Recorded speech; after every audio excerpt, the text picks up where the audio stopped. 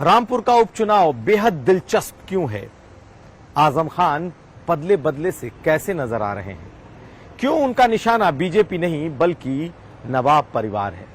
हम आपको बताएंगे और हम आपको ये भी दिखाएंगे उत्तर प्रदेश में शहर शहर कल के जुमे की नमाज के पहले कैसी तैयारी प्रशासन ने कर रखी है।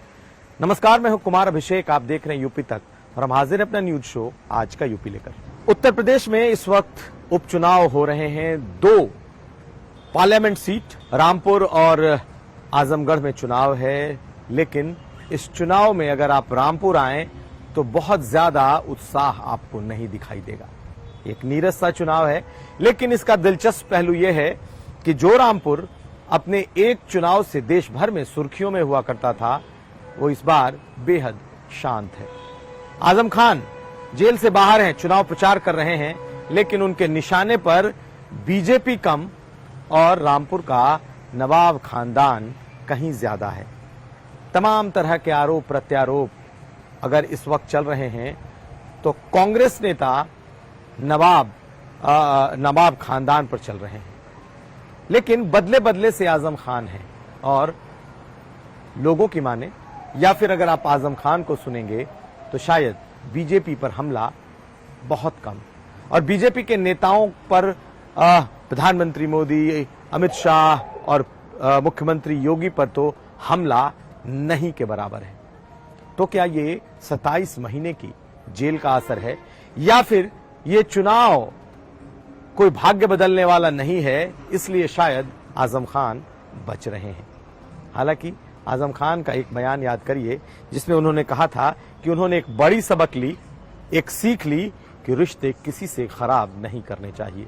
तो क्या चुनाव में वही असर है कि आजम खान न तो प्रधानमंत्री मोदी के खिलाफ बोल रहे, ना गृह मंत्री अमित शाह के खिलाफ और ना ही मुख्यमंत्री योगी आदित्यनाथ के खिलाफ? हाँ, उनका निशाना जो नवाब परिवार है वो जरूर है। हमने अब्दुल्ला आजम से जब बात की तो अब्दुल्ला आजम को सुनिए। उनका मानना है कि आजम खान बिल्कुल नहीं बदले, उनके तेवर भी वही हैं, लेकिन शायद परिस्थिति, इस चुनाव की परिस्थिति ऐसी है जिसमें लोगों को यह लग रहा है कि वो बदले बदले से हैं। रही बात कैंडिडेट की, घनश्याम सिंह लोधी एक वक्त में आजम खान के सबसे करीबी रहे। उनके लिए समाजवादी पार्टी से आजम खान ने बकायदा एमएलसी का टिकट हेलीकॉप्टर से मंगाया था और अब जब दोनों की नजदीकियों की चर्चा छिड़ती है तो भी इन दोनों के बीच का जो प्यार है वो कहीं ना कहीं झलक जाता है। आज अब्दुल्ला आजम ने यह कहा कि उनका प्यार आज भी घनश्याम सिंह लोधी के लिए वही है, बेशक वो अब विपक्ष के खेमे में हो। सुनिए क्या कह रहे हैं अब्दुल्ला आजम। नहीं, आप क्या ऐसा तेवर चाह रहे हैं जिसे मैं नहीं जानता, लेकिन आजम साहब पहले भी वही थे, आज भी वही है। हाँ, एक बात यह है कि लंबी बीमारी से उठे हैं। अभी गंगाराम में भी 2 सर्जरीज उनकी हुई हैं। थोड़ा सेहत में वक्त लगेगा, बेहतर होगी। वो आजम खां साहब पहले भी वही आजम खां थे, आज भी वही आजम खां है और हम दुआ करते हैं वो हमेशा वही आजम खां है। आजम खान ज्यादा सभाएं भी नहीं कर रहे।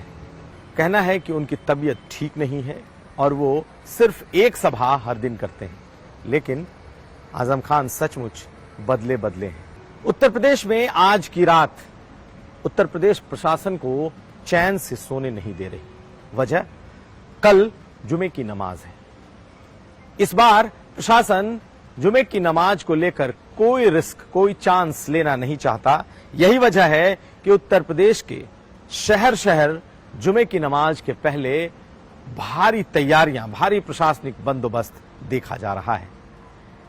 मुस्लिम बहुल इलाकों में जहां बड़ी मस्जिदें हैं वहां पर बाकायदा प्रशासन पूरी तैयारी के साथ, मुस्तैदी के साथ मौजूद है। जो भी मुस्लिम समाज के बड़े बुजुर्ग और साथ साथ उनकी इंटेलिजेंसिया है, उससे लगातार संवाद स्थापित करने की कोशिश की गई है कि कल किसी भी तरह का कोई प्रदर्शन न हो पाए, कोई तांडव, किसी भी तरह का कोई लॉ एंड ऑर्डर की समस्या उत्पन्न न हो जाए। लखनऊ, प्रयागराज, कानपुर, वाराणसी औरैया, मुरादाबाद, सहारनपुर, आप जितने शहरों के नाम ले लें, मेरठ, उन्नाव, बाराबंकी, अयोध्या, फैजाबाद, इन तमाम इलाकों में, जिलों में आज जबरदस्त तैयारियों की समीक्षा की गई। कई जगह फूड पेट्रोलिंग चल रही है। ड्रोन से भी बाकायदा इस बात की तैयारी देखी जा रही है कि क्या कहीं कोई गड़बड़ी की आशंका है। उत्तर प्रदेश में एक तरीके से कल के जुमे को लेकर कहीं ना कहीं भारी अलर्ट कर दिया गया है। औरैया में बाकायदा कुछ जगहों पर छतों पर जब पत्थर मिले, ईंट मिले, तो उसे हटवाया गया, उस पर कड़ी निगाह रखी गई। यानी कि कल के जुमे की नमाज बेहद अहम है।